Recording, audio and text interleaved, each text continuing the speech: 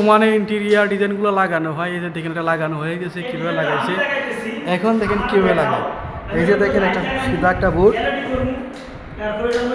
এটা হচ্ছে বিশেষ ধরনের একটা সিলিকন, ওটা সাধারণ সিলিকন না, বিশেষ ধরনের একটা সিলিকন।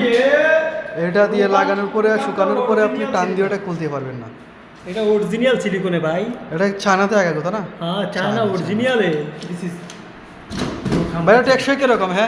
ये तो 20 বছর का गारंटी हम देता है। 20 বছর? 20 साल का गारंटी है। এটার কালার কি ঠিক থাকবে?